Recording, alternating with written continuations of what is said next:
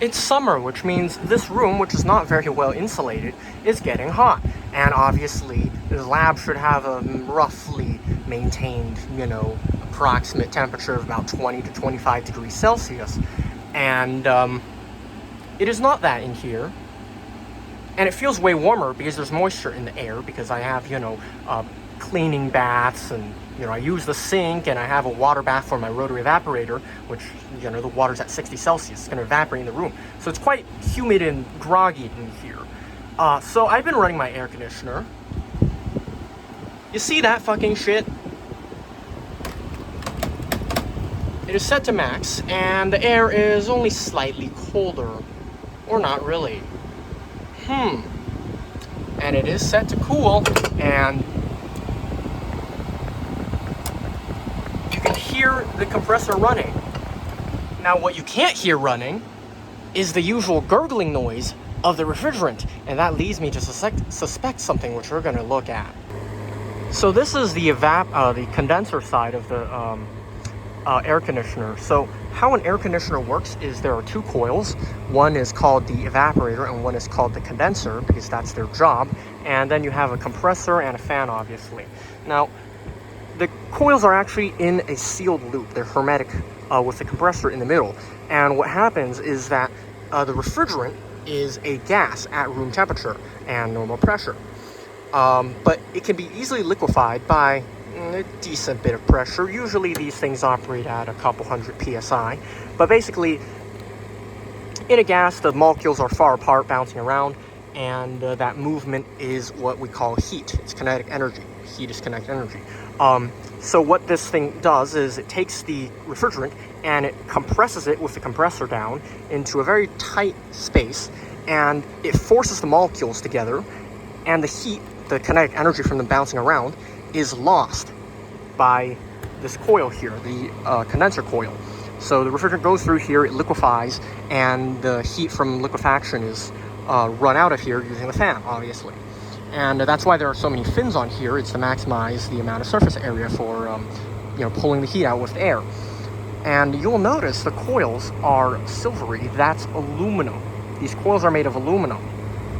Now, aluminum is a very good thermal conductor, obviously, and it's a fairly cheap metal because we can mass produce it with just electricity. The bauxite ore is pretty much everywhere, so it's a very cheap material.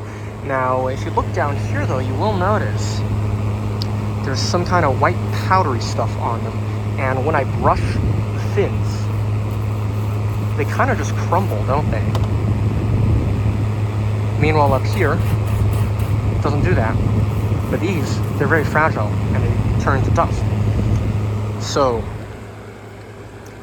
yeah, I think I know what's happening, which is that this thing, which, by the way, is not older than 1 year,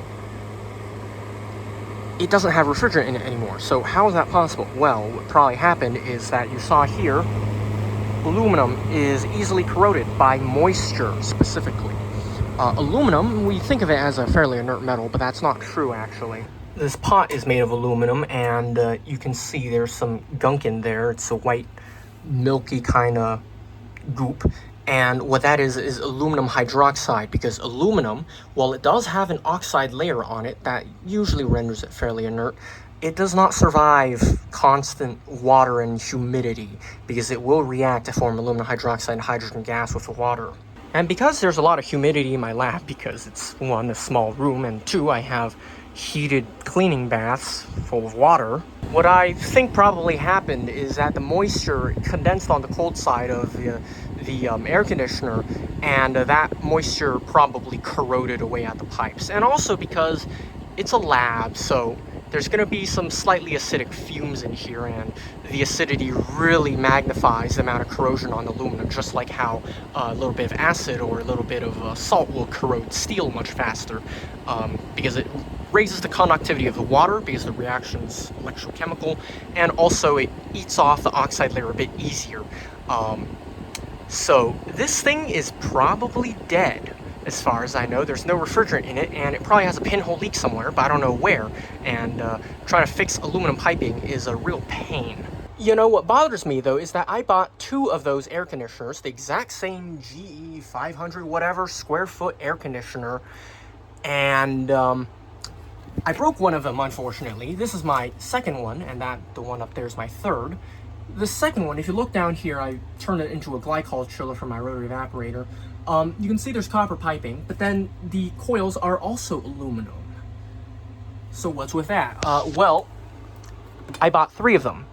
The first one, I accidentally snapped one of the copper refrigerant lines and, can't be used anymore. But the coils on both of them, the coils on the first one, on both evaporator and condenser side, were copper. They're copper with aluminum fins. Copper does not corrode as easily. So, yeah. Also, another thing I noticed is that the old model of this air conditioner was also just bigger. It had a bigger compressor and everything. So, I just fucking witnessed shrinkflation in real time on a fucking air conditioner. And they only sell these fucking smaller, piddly aluminum ones now instead of the, bigger copper ones, because copper is expensive, more expensive than aluminum. So, well, that's delightful. And the problem, of course, is that I want a robust air conditioner. And if you go into like Home Depot, they're not exactly going to let you take the chassis off the air conditioners and look at the coils.